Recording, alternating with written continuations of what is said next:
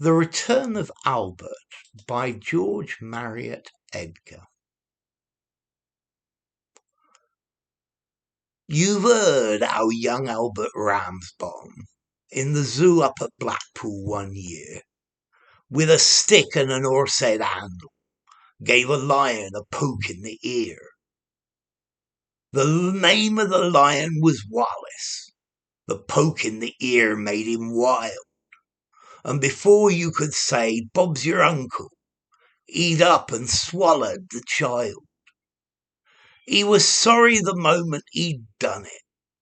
With children he'd always been chums. And besides, he'd no teeth in his noodle. And he couldn't chew Albert on gums.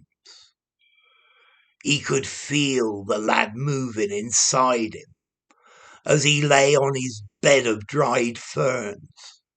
And it might have been little lad's birthday.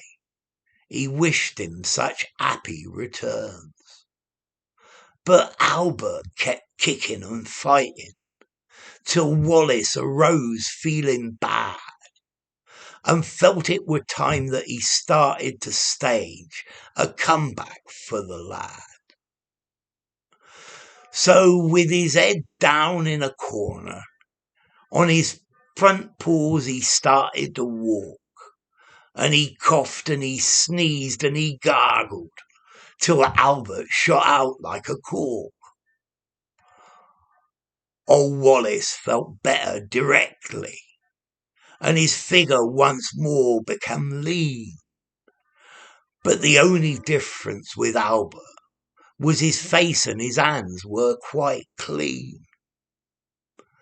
Meanwhile, Mr. and Mrs. Ramsbottom had gone home to tea feeling blue. Ma says, "I feel down in the mouth like." Pa says, I bet Albert does too.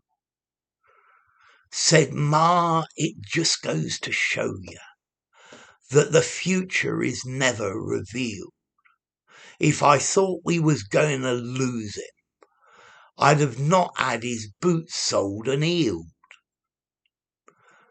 "Let's look on the bright side," said Father. "What can't be helped must be endured. Every cloud has a silvery lining, and we did have young Albert insured." A knock at the door came that moment, as Father these kind words did speak. 'Twas the man from Prudential. He'd called for their twopence per person per week. When Father saw who had been knocking, he laughed, and he kept laughing so that the young man said, "What's there to laugh at?"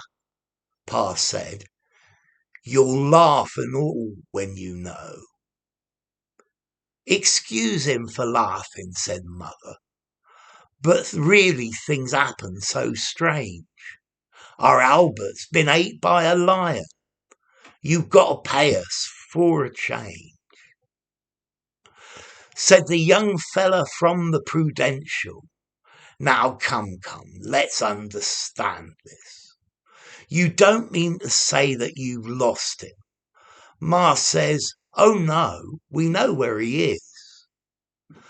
Then the young man had heard all the details. A bag from his pocket he drew. He paid them with interest and bonus, the sum of £9 4 and 2. Pa had scarce got his hand on the money when a face at the window they see. And Mother says, Look, it's Albert." And Father says, "Aye, it would be." Young Albert came in all excited and started his story to give. And Pa says, "I'll never trust lions again, not as long as I live." The young fella from the Prudential to pick up his money began. And Father says, just a moment. Don't be in a hurry, young man." Then giving young Albert a shilling, he said, "Pop off back to the zoo. Here's your stick with the horse-head handle. Go see what the tigers can do." Okay, so there's another one by George Marriott Edgar. If you enjoyed the video, give it a rating, subscribe to my channel, and I'll see you soon. So, bye for now. The Return of Albert by George Marriott Edgar.